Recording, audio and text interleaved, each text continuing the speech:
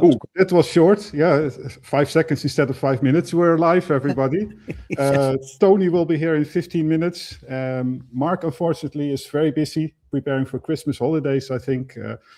But fortunately, I'm very happy that we have Byron here, the creator behind Carnivore Beats. He is also the creator of the music in our intro, usually. And we have got the great Stephen Thomas over here. So I will just ask right away if you have any questions, put them in the chat, because Stephen is here. We can be interesting discussion. Yes, so let's head off. But yeah, first of all, how are you doing, guys? I was waiting. I've been polite. I was waiting for Byron there. Oh, okay. Yeah, no, good. Been an interesting last few weeks with eating a little bit out of the norm of the carnivore lifestyle, and the body tells you that it definitely doesn't agree with the body system at all, and you know it straight away, and you can feel how bad you feel, and you can feel how addictive it can be. But going into the end of the year, definitely feeling good. I saw it. Yeah. Why are you doing that, Byron? Why are you eating these things?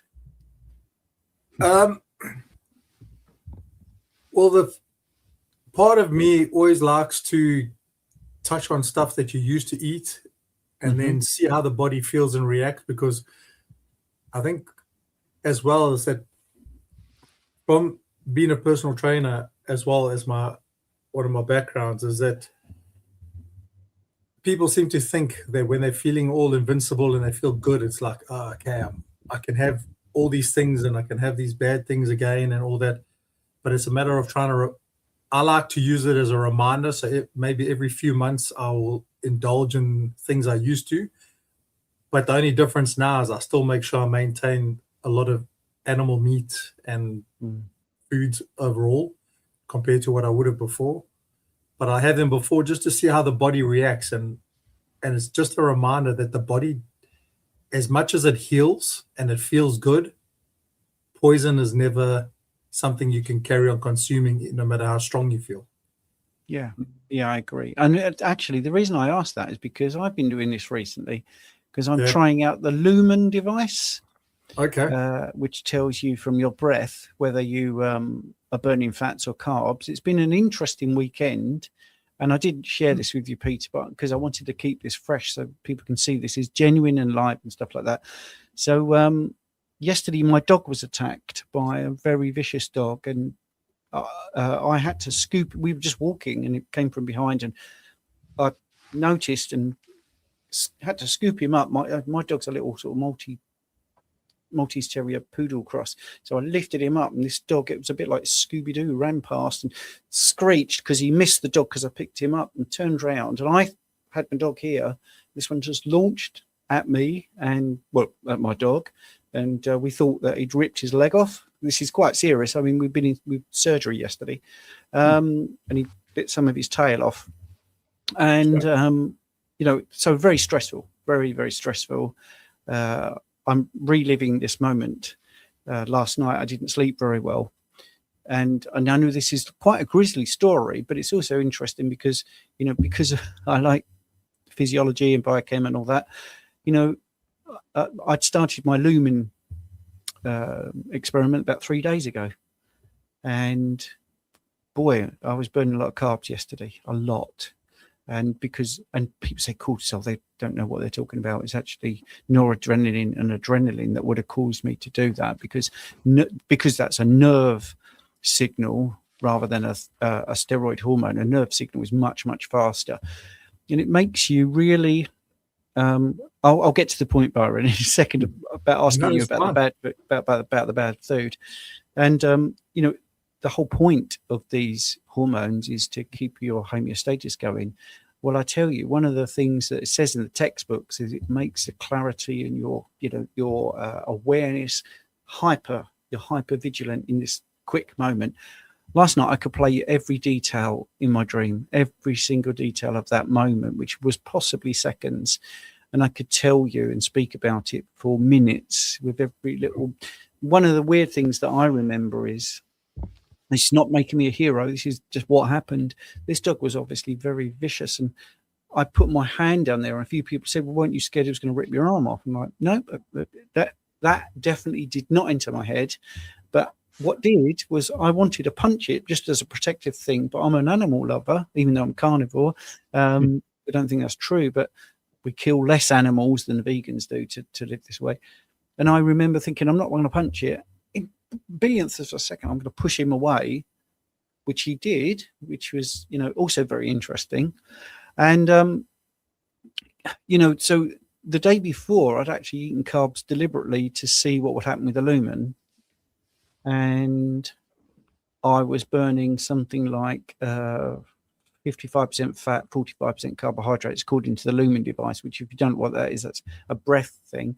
Because I'm big on, if we talk about bloods, that's what's in the blood, not what's in the tissue. And, with the testing, you can also do urine analysis, which is obviously waste, and poop analysis, which is obviously waste, and breath is obviously sort of waste. But if you can get more metrics, it's interesting, I think, for people. Well, after that event, I was due to do the breath test, and my carbohydrate burning after that event was 88%. Sure. So yes, adrenaline did push my blood glucose up in a proper physiological way. And with carbs, you mean endogenously produced glucose, right? Yeah, demand driven, absolutely. Because I hadn't eaten that many cups. Now, I think an interesting thing, and this isn't nutrition, I think this is situational. Today, all I've wanted is, I've given up coffee. All I've wanted is coffee, dairy, and even flirted with a little bit of chocolate. And it's like, wow, you can. So the point I'm making is, to Byron in particular, is it's very easy to get off track, but you really do feel. And I'm even saying this when I felt it was advantageous at that particular moment. I don't feel great about everything. I think I would have done better if I'd been 100% pure carnivore. I just think I would have been. So I was beating myself up that I didn't act as quick as I feel I could, and I didn't lift him as high as I think I could. And I honestly think that was the fact that the day before I was eating carbs purely to see what happened on the lumen. I really genuinely think that. So I think that what we put into our bodies has such a far-reaching effect, and we just like Byron said, you remember very quickly how bad you feel. I'm very curious, Stephen. In your case, you're doing an experiment, but is there secretly also the subconscious thought like, well, I'm doing this experiment now, so I can eat those carbohydrates. I have the right to take them right now. An excuse. Well, that's a brilliant thing, and I would have to say no, in all my honesty, because I've deliberately eaten things that I really liked in the past. When I did my continual glucose monitor experiment, which was nearly a year ago, in November of last year, I thought, well, I might get hooked on these things again, but boy, I did not. I really, exactly, again, I can't echo enough what I just said. By the end of it, I felt crap. I put on weight. I was inflamed and all that sort of stuff. And this time I had a thing I used to like, which was a ham and cheese toasty. That was what I had. And within 3 bites of saying to my wife, this is just not doing it for me. 15 years ago, I would have loved this. I would have been yum, yum, to the point where I didn't even want to finish it. But I get what you're saying, because people, these people that are adding carbs back in, a lot of them, I think they're looking for any reason to justify their addiction. Same with coffee, for example. Well, every few months or so, you'll see a research explaining why coffee has certain beneficial properties, and that you have to make coffee in a certain way, and you have to filter it properly, then it doesn't raise cholesterol. And for who cares about cholesterol? But when I read those things, and I can be off of coffee for like months, but when I read it, something switches in my head, and I think I can go to the supermarket next day and buy coffee. It's so easy. It's confirmation bias, isn't it?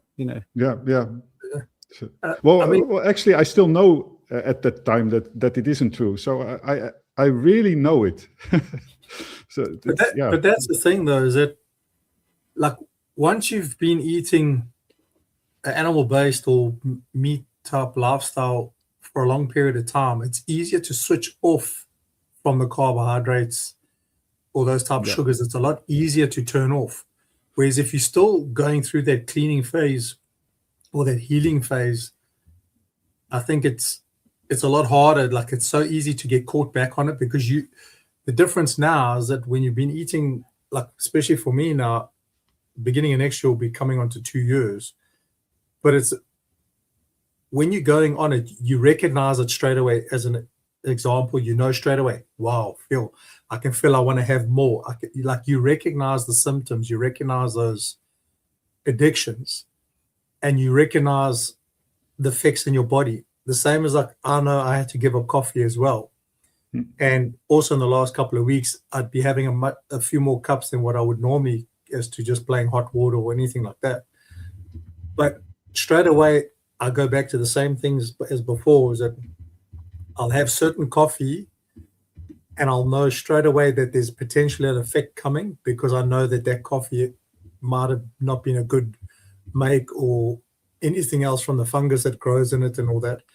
And I can feel straight away the effect, and I can feel some of my symptoms that want to come back. They start to like surface, like where I have vision issues and all that. And I know, okay, frick, I need to make sure I don't have any more of this because it's clear it's not that great. And then you'll feel like within a day your body's recovered from it and you feel good again.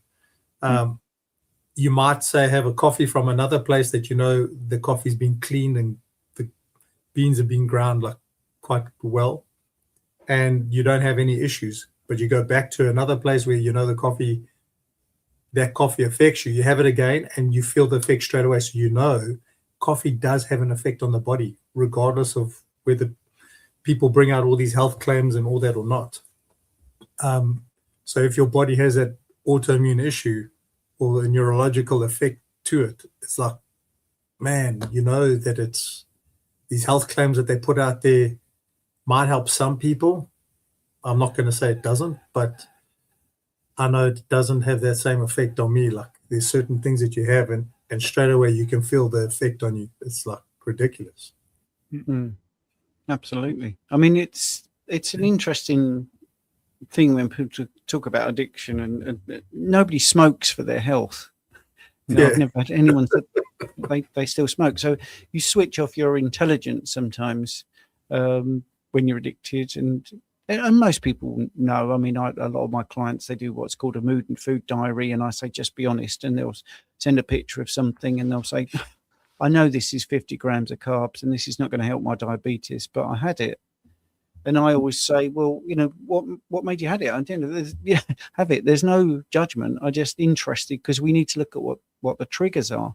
And I mean, I did a Substack actually, which we should be out tomorrow, I think, about coffee, because coffee stops you feeling sleepy rather than it wakes you up.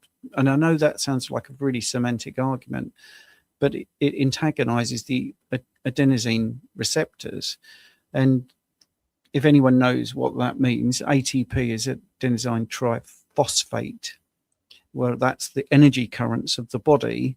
Well, when adenosine is circulating, it's a signal to the body about the energy production, how much energy is around. So if you're using up a lot of ATP, which is just taking the phosphate off, it's not destroying the adenosine, that will circulate. As it builds up, your body will go, wow, we must be using a lot of ATP, therefore you need to rest, mate. Well, when you have coffee, it stops that reception. So you're going against your natural rhythm because your body knows how much energy you've used.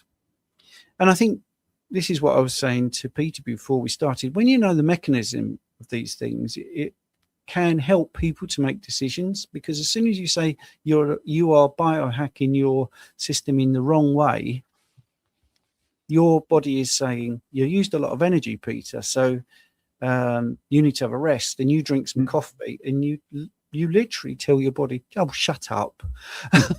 I'm going to carry on and do a podcast, and then I'm going to do some editing, and then I'm going to go and do some work. Long term, that's not a good thing to do. You know, then you've got the acrylamides in coffee, which can accumulate in your joints and give you joint pain. Hmm. I'm not taking the fun out of coffee, by the way. I used to drink it up until age 60. I would have Swiss Water decaf, and I like the ritual, and I like the social side of it, and the taste. You know, I really enjoy coffee. And if I'm not having a great day, as I just said, today all I've wanted coffee because my dog's, you know, in rehab. We've got to go back to the surgeon or the vet, you know, tomorrow. And so I really fancied a cup of coffee. Yeah, I always notice that especially when I drink coffee at work, it's from a machine with non-organic coffee, and it's bad quality anyway. And I feel great for 5 minutes or so, and I know already upfront that I don't like the taste. I will feel bad after 5 or 10 minutes. Probably my liver is trying to break down the caffeine. So I don't know how much impact that has, but I imagine that it's a bit like alcohol, that your liver will be, apart from getting the wrong signals about how much energy you have, you will also be active breaking down toxins. And why I like to not drink coffee is actually intuitively already that if I don't drink coffee, I feel my natural state of energy. So I might be feeling tired and so on. And it's not so much that I don't drink coffee to fall asleep more easily at night or so, but just to realize how much energy I have left. And so I can stop doing things at the right moment and not necessarily go to bed, but because I think personally that I sleep well on coffee. I never noticed huge differences. But yeah, I do realize that my energy signals are off.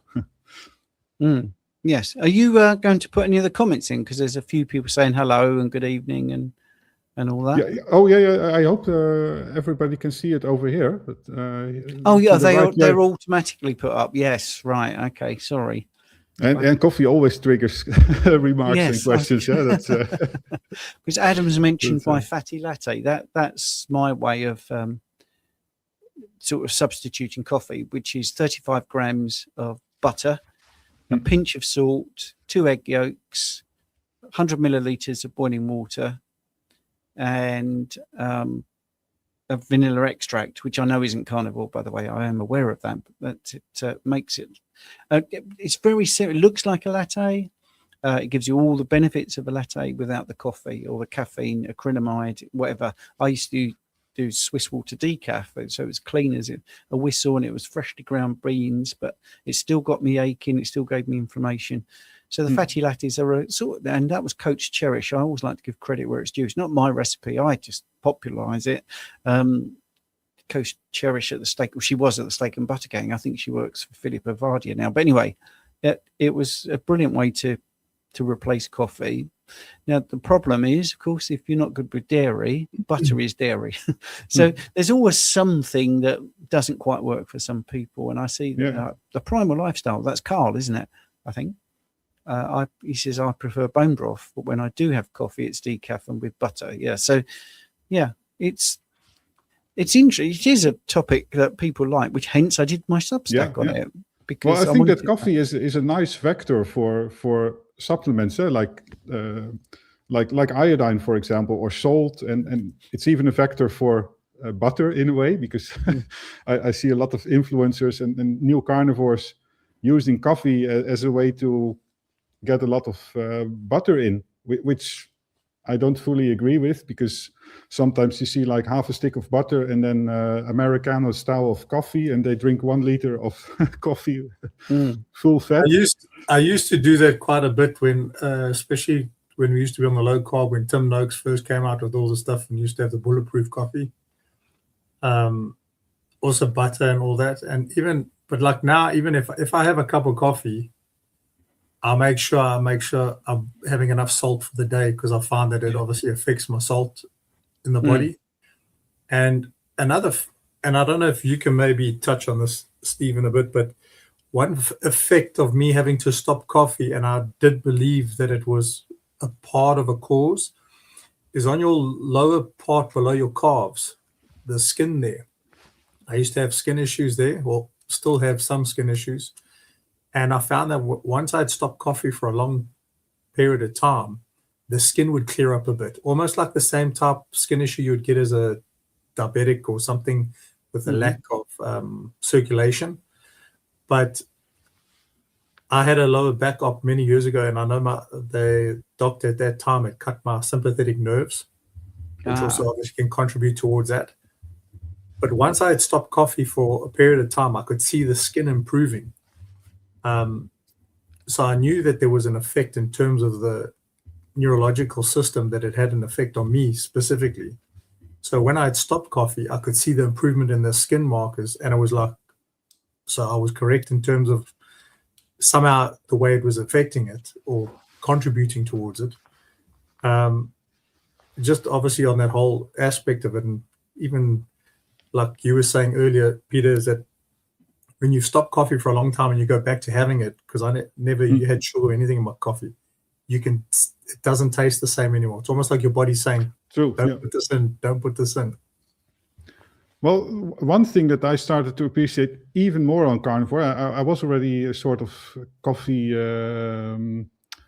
aficionado, or I don't know how to call it, but I would like to buy the organic coffee, good quality, all this stuff, and grind it in certain ways and so on. And on carnivore, I tend to do this more often as well. So get really good coffee that you appreciate the taste, and then a small cup is usually enough. And of course, it means again that you don't filter it in the right way and so on. So it's always a thing, but and you can.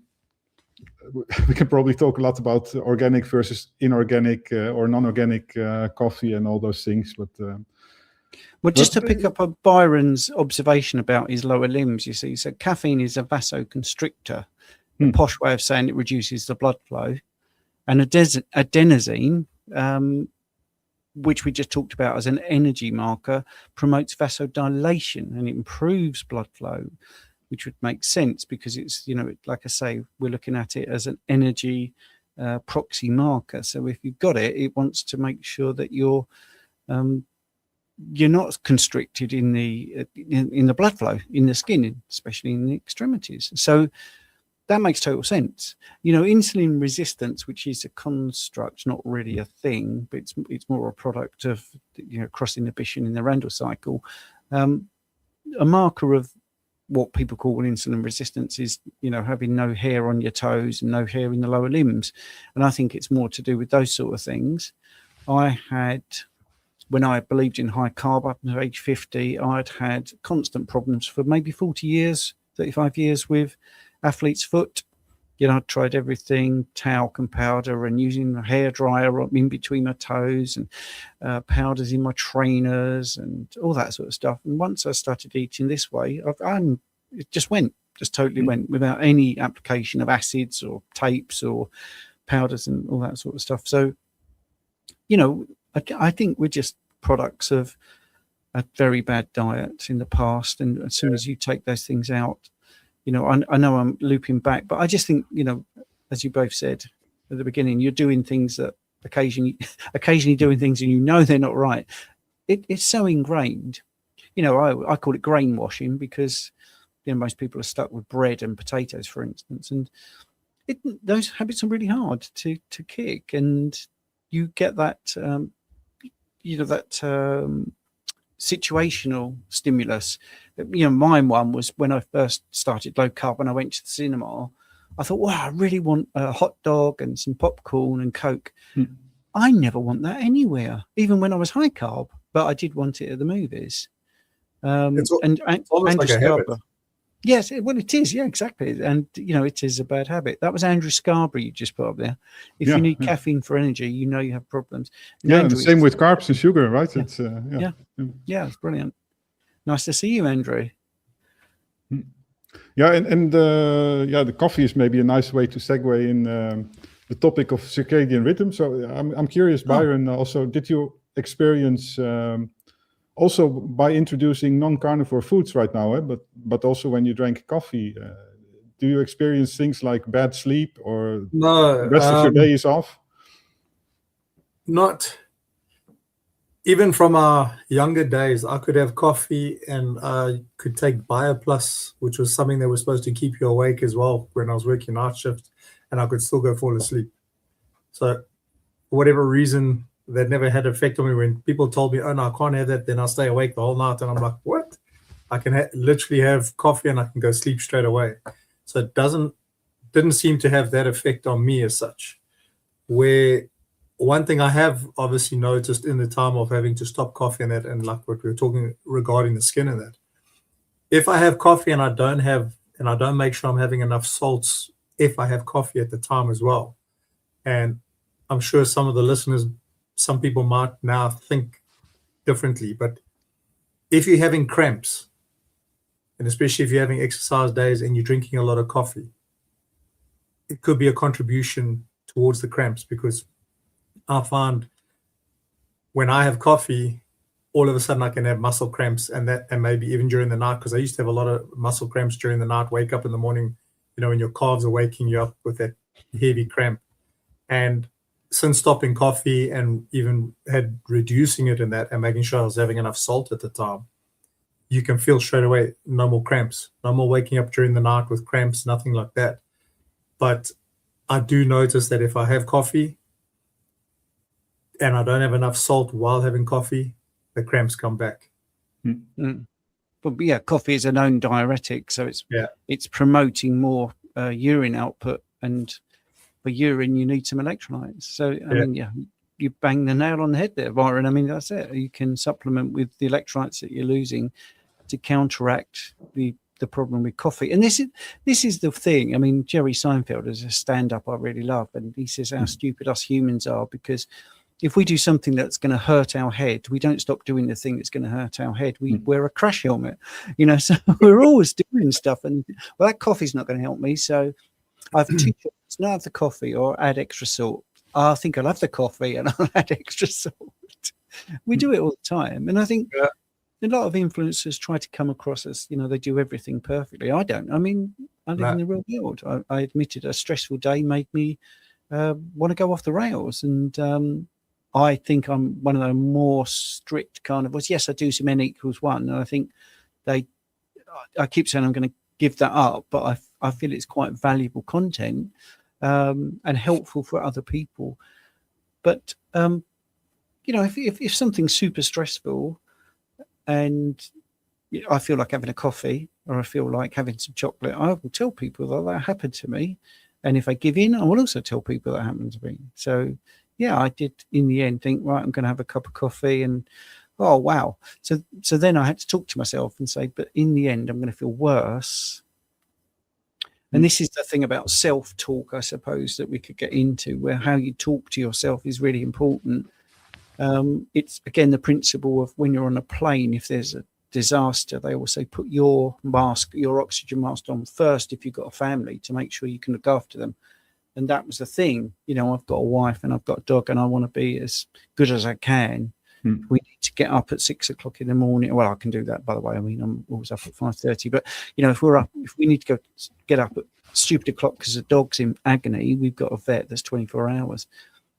I want to be vital and up and being able to do it. So I'm not going to go mad with bad foods ever. And I just feel there's too many people ignoring the fact that all these food manufacturers are playing on your addictions, on dopamine, and making everything hyper palatable and deliberately making it addictive, and the packaging. And if you look at any Hollywood produced sitcoms or films, it's very pernicious, but they sort of spread these messages, or they'll all have toast, or if someone has a egg and bacon breakfast, they say, oh, look at that, a heart attack on a plate or something. So it is everywhere. It always makes me tut, because it's so evident that they're all in cahoots. Sorry to sound like I've got a tinfoil hat on, but they are. They are.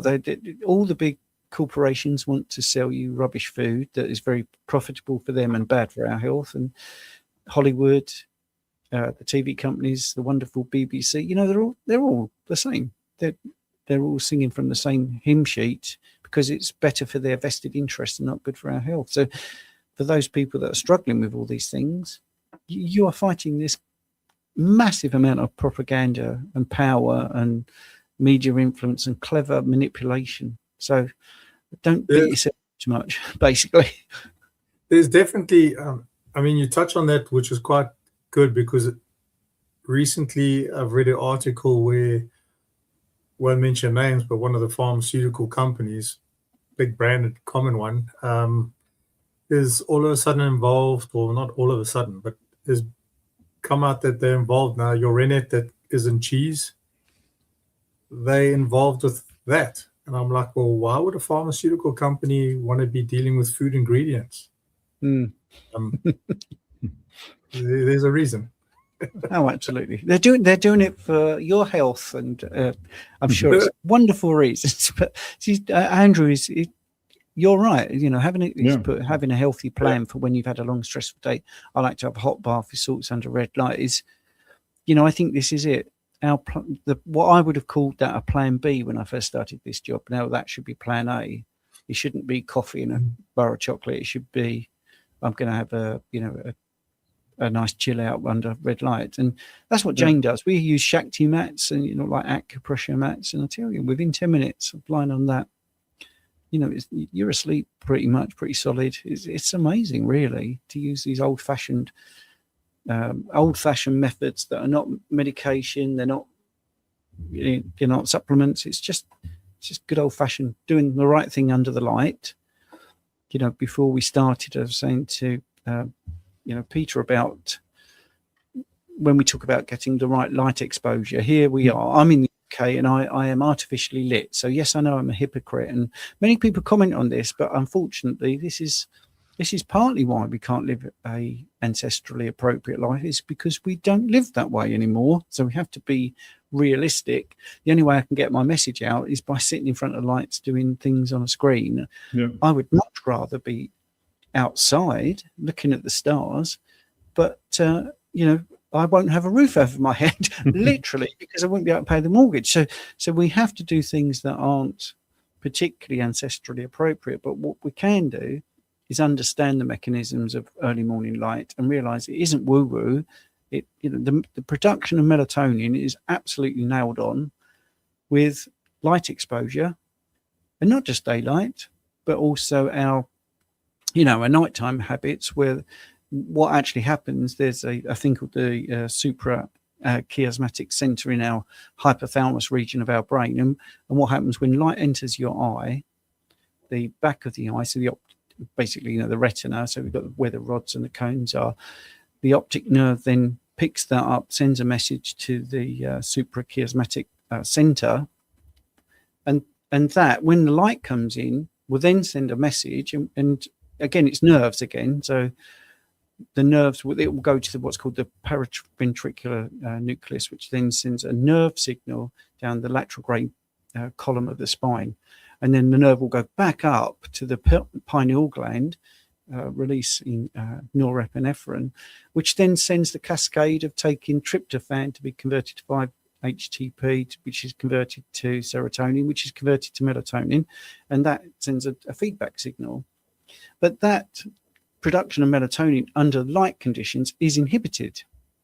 So melatonin is very low, and that's a known mechanism, and that's driven by daylight. And it's also driven by artificial light, especially by blue light. So right now, what I'm doing is I'm inhibiting melatonin right now because that light's going into my eye when it should be darkness, and darkness is excitatory. That same pathway is exactly the same, but the action potentials are different in the optic nerve signaling, which is known throughout the rest of that system. And loads of melatonin is made, and that makes me want to sleep. Melatonin, that's not controversial. And it's nothing to do with cortisol, because people talk about circadian rhythms of cortisol. Cortisol is not really involved in circadian rhythms. It's a secondary player.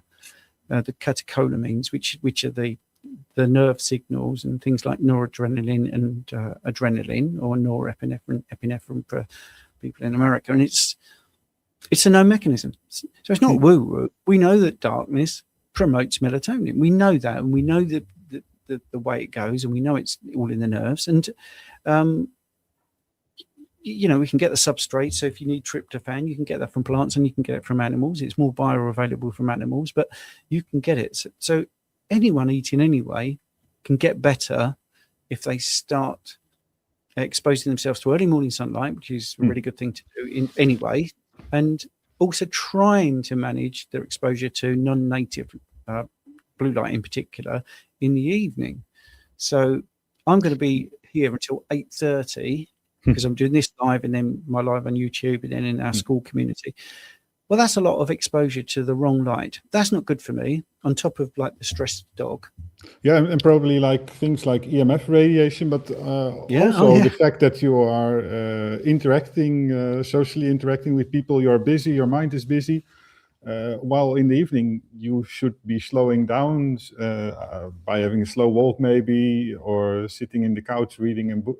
Reading a book is maybe already tricky sometimes, but I'm curious, how do you think about the relative importance of circadian rhythm things? And by the way, in the meantime, I'm also curious what you think about how to treat the jet lag, because that's interesting. It's another example of some totally unnatural behavior, and what can we do about it? So great question. Sorry, Byron, it's sort of sitting there quiet and that, but feel free to jump in. I mean, yes, jet lag. I mean, it's well known, isn't it, that people take melatonin to try and counteract the jet lag, but you're doing again the same thing. And it's nice to see Jonathan in the room, by the way.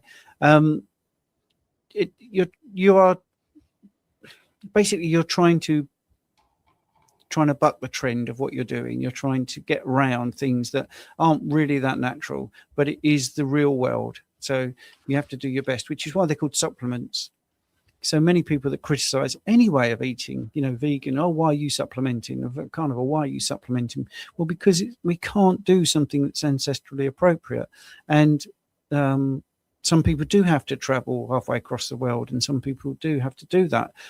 Otherwise, they can't pay the mortgage. So we've got to do what we can. So if we understand circadian rhythms, which, is important, like I say, many people immediately focus on cortisol, and it really is not a big player. It's a secondary player, definitely.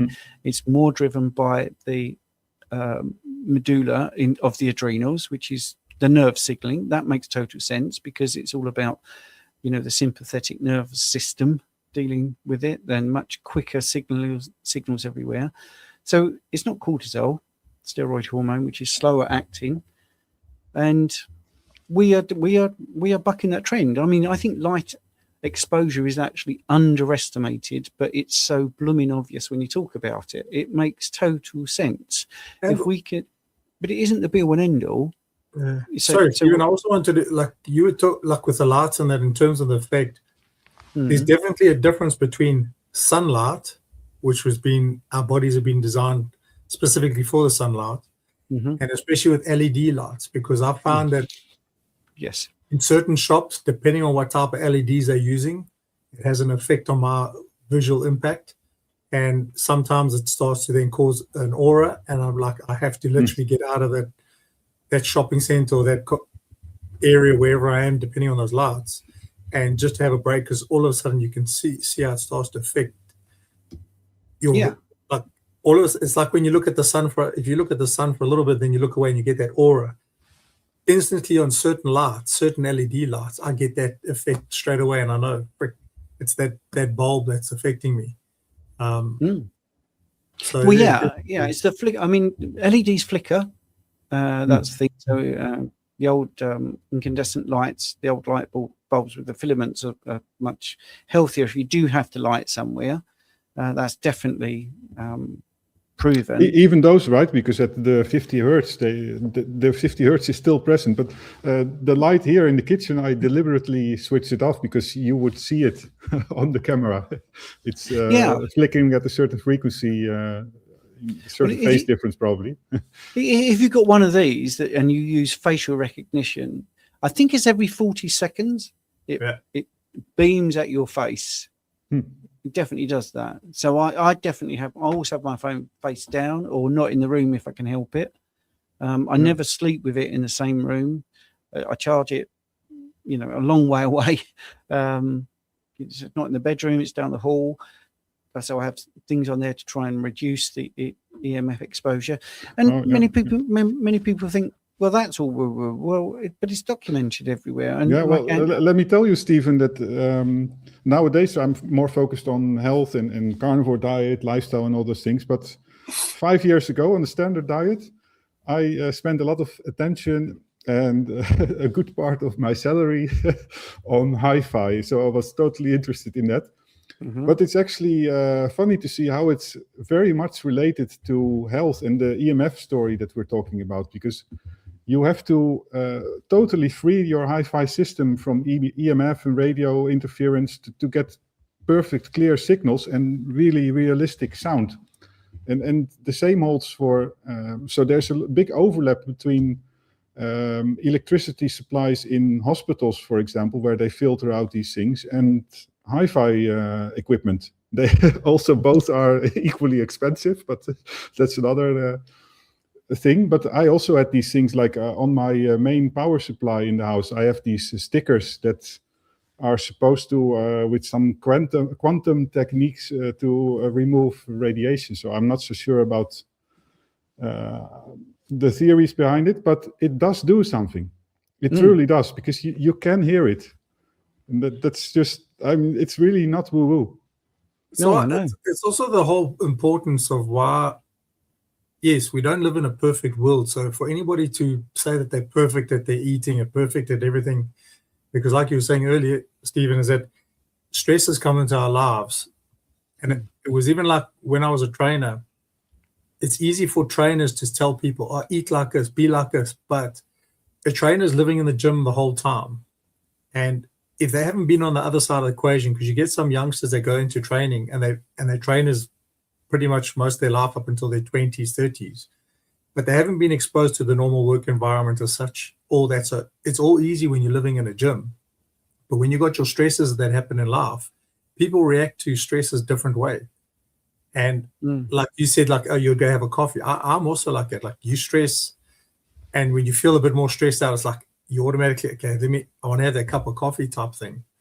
And the same when it comes to anything else. So the whole importance of trying to make sure you're eating as best as you can gives your body the best opportunity to basically fight all these things that are fighting against us.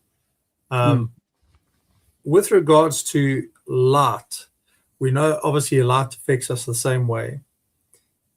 In terms of our circadian rhythm and grounding, in other words, like if people don't get to walk barefoot enough on the earth and don't get to be out in the sun quite a bit, have you had anything in terms of the grounding sheets or the earthing sheets, whatever you want to call it? Because we recently got one to see, because I see it basically on the studies, and that there seems to be some sort of effects that they show in terms of helping with inflammation, and obviously helping with sleep better.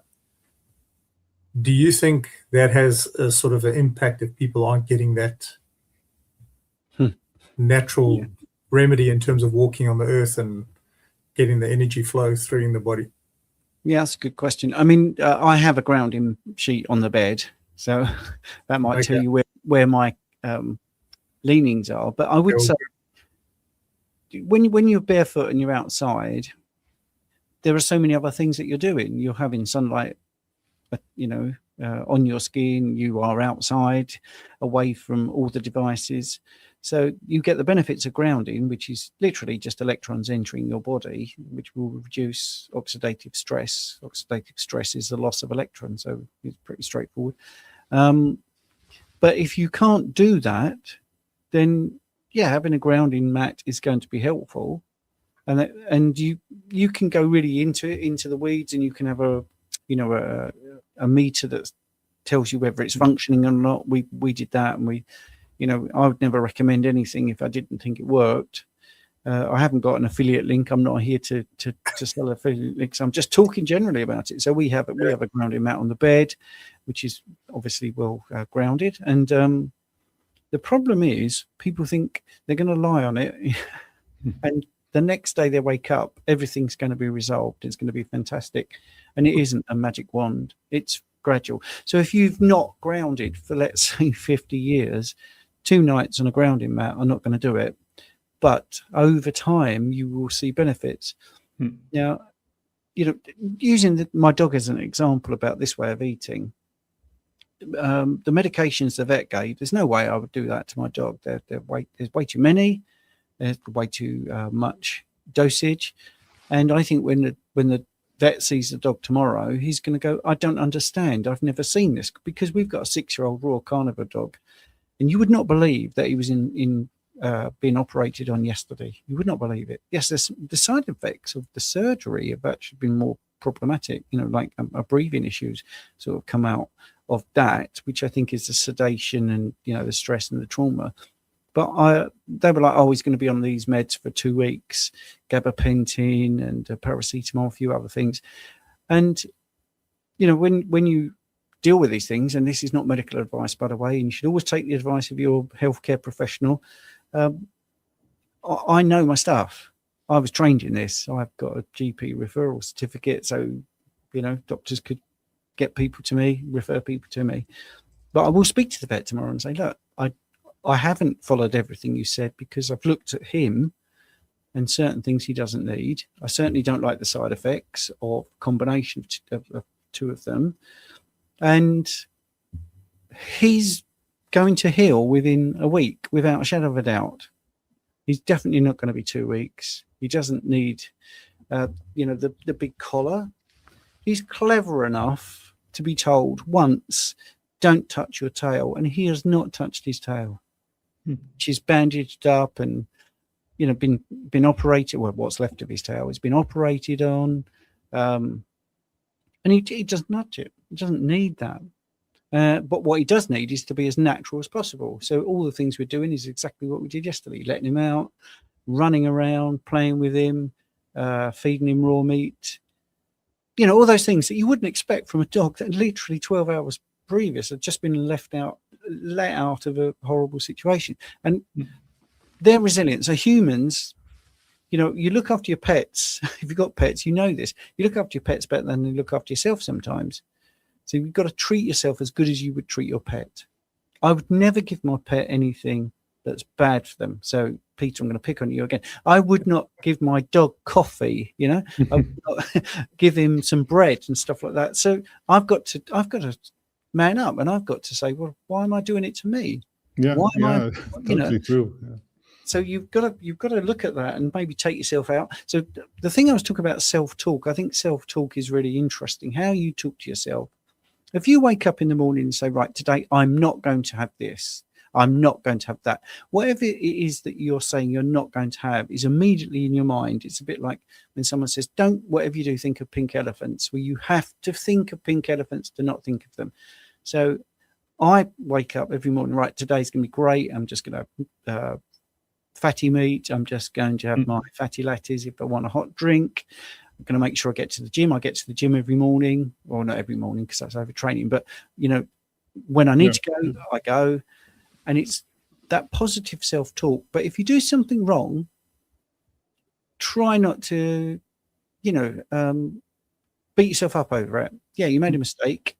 You can rationalize it if you want, but then just think your next meal is going to be carnivore. Yeah, well, that's a typical thing that happens in type 1 diabetes, because when you have a hypo, you blame yourself because you injected too much insulin or you did something else wrong.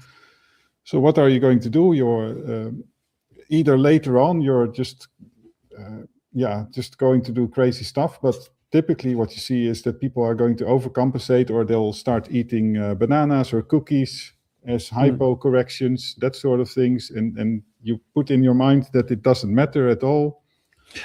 Things like that. And that's where I agree with you, Stephen, because it is the self-talk. Unfortunately, the health industry puts out an image there and portrays a thing that makes people want to beat themselves up.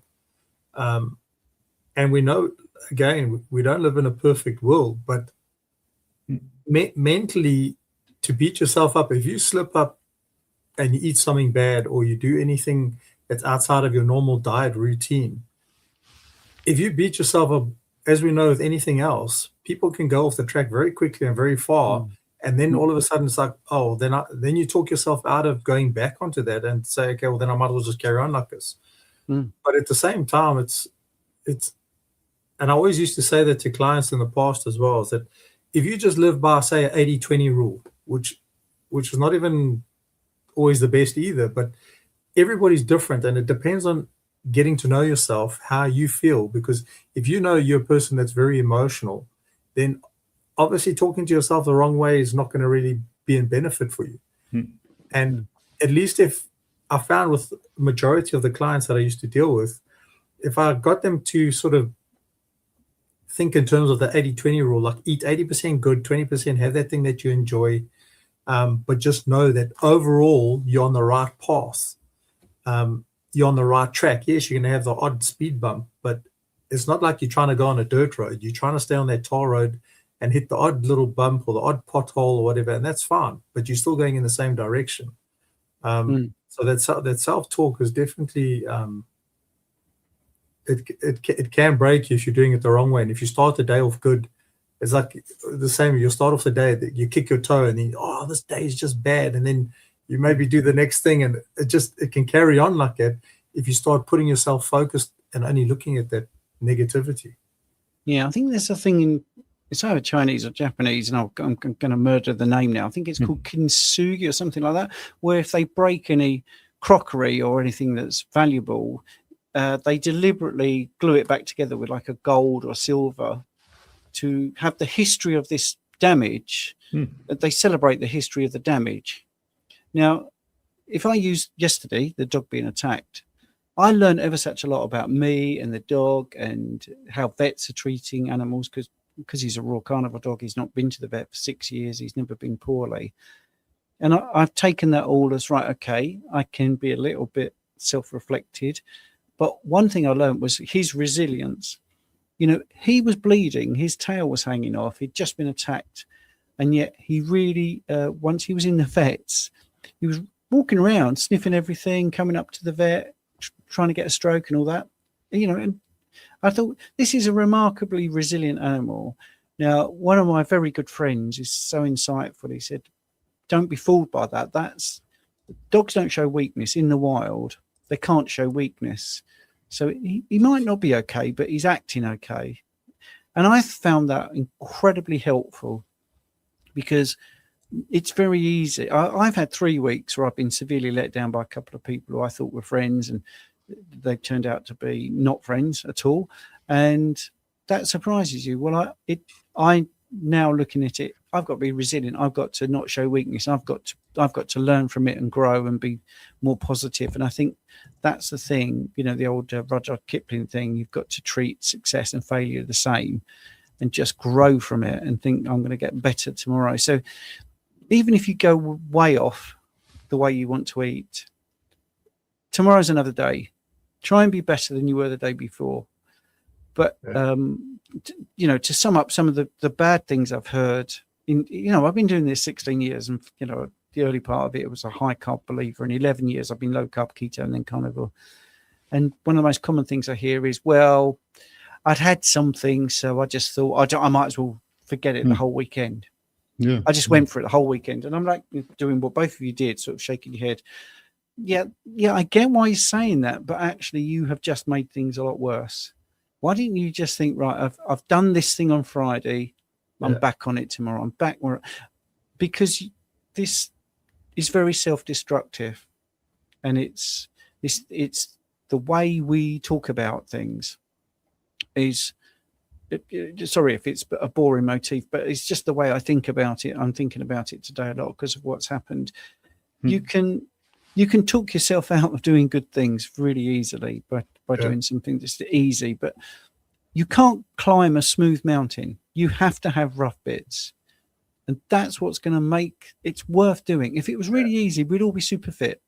So yeah, there's going to be some tough bits, but the tough bits are the things that make you grow and improve and get to the top. And I think that's the thing. So it's all well and good knowing something's not great for you, like Peter, you said about the coffee, and Byron, you said you've gone off track a little bit, but you know it, and you acknowledge it. You're quite open to say it, and you think, well, next time I might not do that.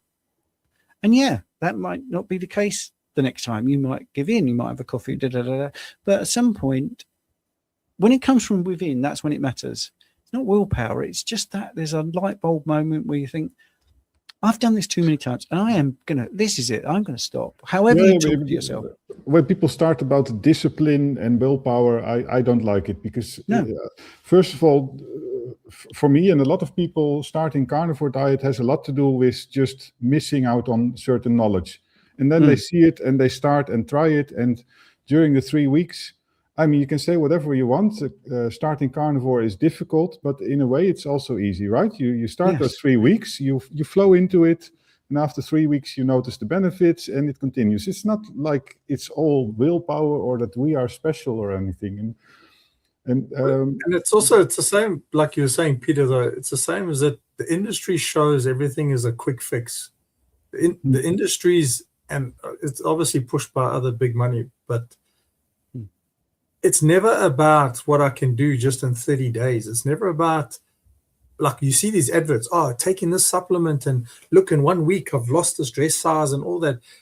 And the problem with that from the psychological point of view is everybody thinks that they expect the body, like you're saying earlier, Stephen, is that sleep on the grounding sheet, which we've also got on, by the way, sleep on the grounding sheet, and then you expect like the next day to be someone totally different. But unfortunately, the body takes weeks and months and maybe even years to heal properly because you've been in such a bad state for so long.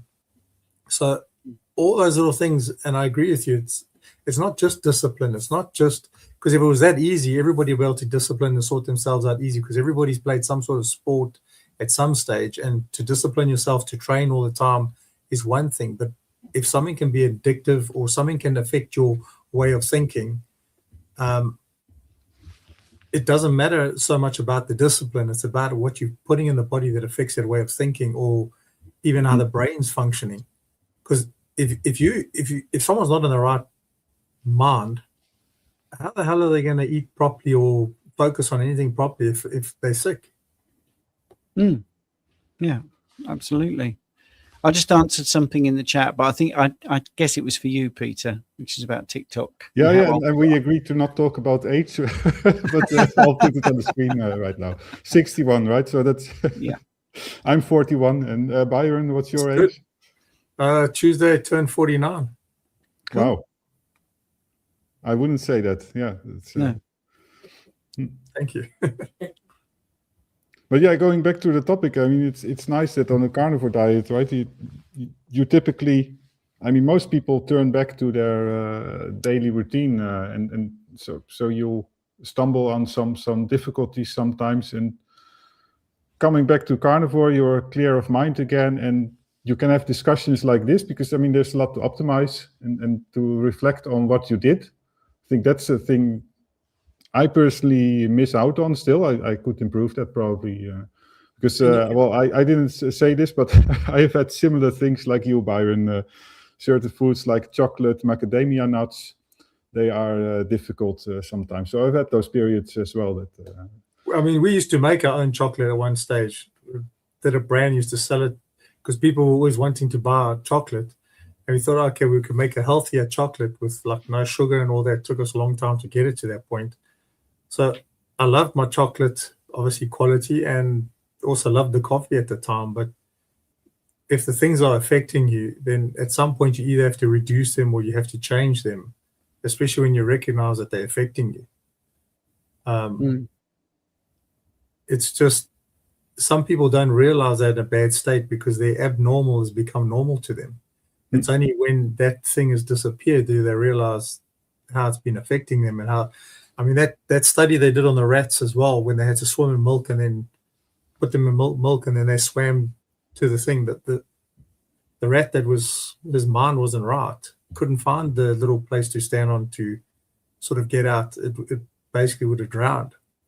And that's the same, to me, it's the same thing now in terms of how our brain works as well. With if you're full of carbohydrates and full of the stuff that's affecting how your brain's working, you're not going to be always thinking straight. And that's the same what you were saying earlier, Stephen, with the dog. Like you had that, and yes, you might have reacted a bit quicker had you not had that done that the day before. And you do see that in terms of, like, this. I don't know if you guys have also had it, but if you have something, too many carbs and not enough, obviously, proteins, and that sometimes the next day, and especially on type 2 diabetics and that, you can wake up feeling like you've had a food hangover, if you want to call it that.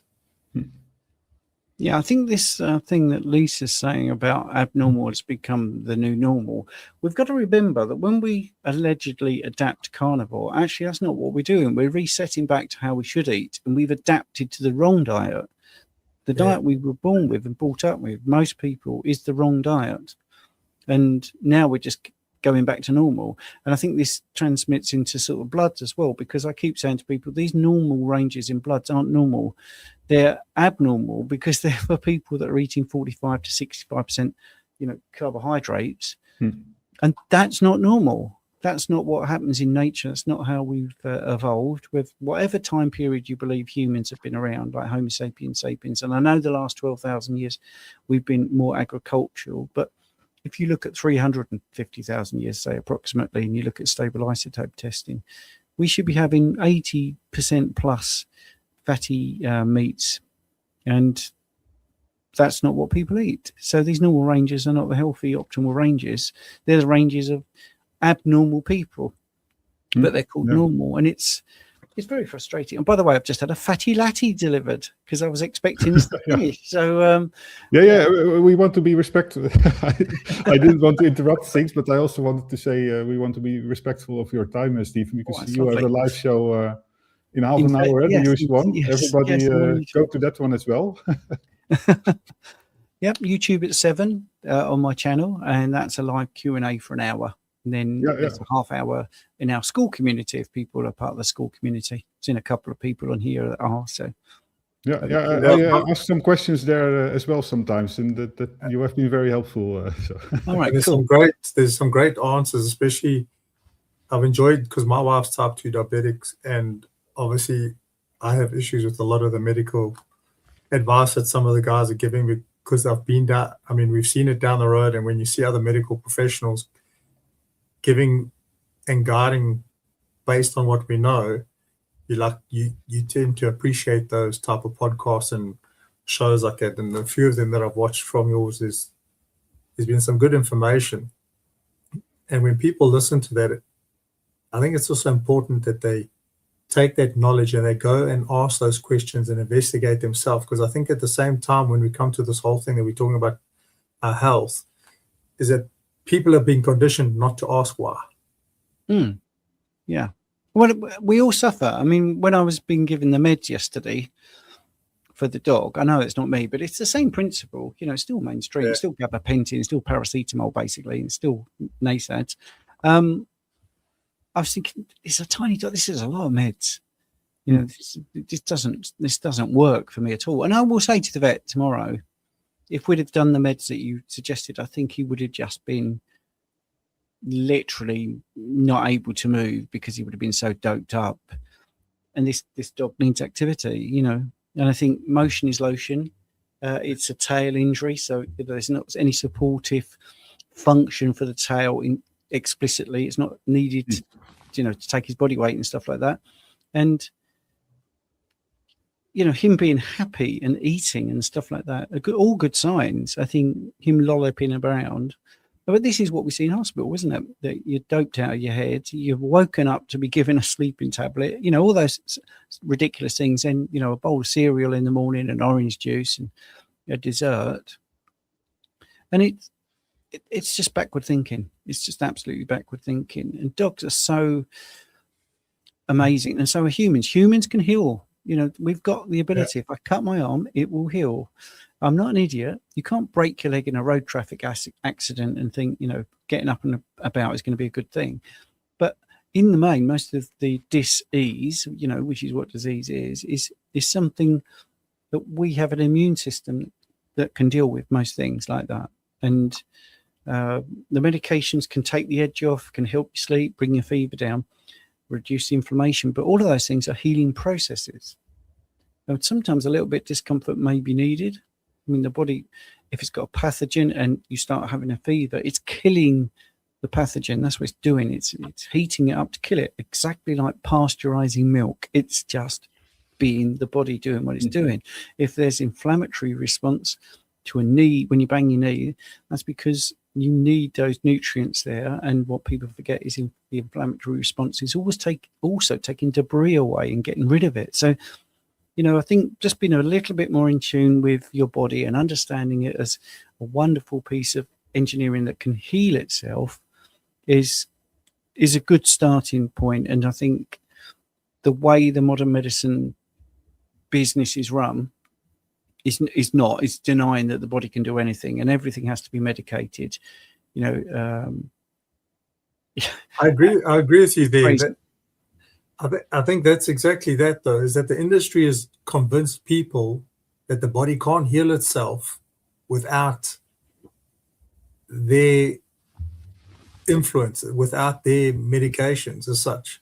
And I think those that have gone and eaten, say, the carnivore lifestyle or animal-based lifestyle, and the same with animals, you can see that they ribs and bones where they've been left on the street, they get taken in, they get given good nutrition, they get looked after, and you see how their body recovers back to, like, some dogs aren't even recognizable by the time they've got back to health, and it's taken maybe months to get back to that full health. And it's not any different with the humans, is that our bodies were designed to heal. That's why a cut heals itself. But if you're not giving it the right fuel or the right nutrition, how's it going to heal itself? And then sometimes I think certain medications can then be damaging in terms of their side effects, because then the body stops to use its own natural systems to heal itself. And that then can also become an effect. Yes. And I mean, to answer a question there, sorry to hear about your dog. Was it another dog that attacked him? Yes. Yes, my dog's Rupert, raw meat carnivore. Never been to the vet until yesterday. Yes, it was a dog about 6 times his size. And the owner of that dog said, wow, he's normally tied up, which tells you a lot about that dog. But anyway, we won't get too much into that. But how old is he? And well, you're taking 6. Yeah. Yeah. 6. Well, you're taking good care of him, as I hear. So that's good. Let's hope that he recovers soon. Yeah. Yes, and I think that's the thing, Byron. Sorry, but I wanted to answer that question. You're right. If you haven't got the tools to do something, you haven't got the right nutrition. I always use the analogy of a house. If you've got a house and you have to rebuild it all the time, a bit like the GI tract or whatever. Yeah. And vans are going past every day. They're dropping off bricks and glass and tiles and slates and mortar and hammers and nails and all that. You're going to have a house that you can always fix up, whatever happens. Well, if you suddenly say, do you know what, I'm going to go vegan. My house is now going to be vegan. I don't want any of those bricks. I don't want any of that mortar. I'm going to try a different substance that traditionally doesn't build houses. You're going to run into problems. You are going to run into problems. And it's, that's a very poor analogy, but that's essentially it. You need to give your body every single raw material it needs. And what's the body mainly? It's protein and fats. Some people say we're 2% sugars. I would say we're less than 1% sugars. And we don't need it because we can make that from gluconeogenesis. But there's essential amino acids, essential fatty acids that we need to eat. There's no essential carbohydrates. And if we're going to fix our bodies, the immune system has to be able to do its stuff, and anything that suppresses it or stops it working, like, the lack of vitamin D, which is more like a hormone, really, you're in for some trouble. You need your fat soluble vitamins, and so therefore fatty food is good because that's where they are, hence the name. And it's frustrating for me because it's so obvious, and the poor analogies, if you've got a diesel car and you put petrol in it, it's not going to work as well. So we just got to get to the point where we eat the right things and try and do the as we say in Britain, the bleeding obvious. Just do the right food, the right amount of rest, the right amount of light exposure. Try to get in with the circadian rhythms, not by biohacking or taking tablets, but try to get out in the early morning sunlight and try to be mindful of trying to minimize the effect of indoor lights. That's very difficult. I understand that. I appreciate it. I'm a hypocrite. Look, I'm doing it right now. But when I'm not doing this sort of thing, I try to to live in that circadian rhythm. It's not about cortisol, by the way. It's not about blunting the cortisol spike in the morning, which is absolutely needed. There's so much misinformation about cortisol out there. I would not want. I would need another hour. But anyway, well, that's a good takeaway message maybe for this episode. But you're going to probably talk more about this in your coming videos, right? Oh yeah. I think this year coming, because people seem to like my Substack, which is daily. I think what I'm going to do now is every time I write a Substack, do a little 5-minute video about it with some nice illustrations about how these things work. And I think that will be helpful, because although people do like to read and be able to click on the links to the studies and see, it's all true or whatever, I think some people like this, what we're doing, just talking it through. Little basic 5-minute video, not all flash graphics and stuff like that. Really simple graphic, how this works, and references in the description, so people, if they don't believe it, they can just click on it and have a look with the knowledge of how to read the study. That makes sense. I see. Circadian rhythm is all about that. Light enters the eye through that. To make it as easy to understand as possible. And once you've got the knowledge, then it's easier for you to make that informed decision about your life. Definitely. What's been nice as well, though, Stephen, from some of the podcasts that I've watched of yours as well, is that from a medical person's perspective, you put things out there in a simple way. And I tend to find that I think some people have been brainwashed in the way that if someone acts all clever and shows all these scientific papers and all these scientific things, and then they should know better. But we know that is also like a misconception, because at the end of the day, to me, I've always been an advocate of science and action is far better than any theoretical person that tries to put out something that sounds all fancy and it should be all good. But as you say, it's like if someone's eating, they've sorted out their autoimmune issue. How much more evidence can you have than actual physical evidence that is showing what is working, as opposed to theoretical stuff that doesn't really work all the time? I mean, if that was the case, like we went into this new shop today, and it's like a chemical warehouse, if you want to call it that. But the amount of people in there and the amount of stuff they're buying, and you look at a lot of people and you can see some people are not well. If this was the solution, and I'm not saying there's obviously a time and place for medications, but if that was the solution, then surely you'd be seeing more healthy people. Yes. But you haven't.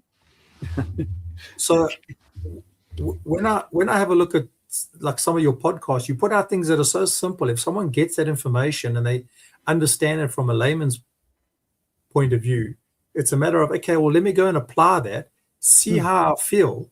And if I see there's an improvement in my health, well, then surely I'm now starting to go in the right direction.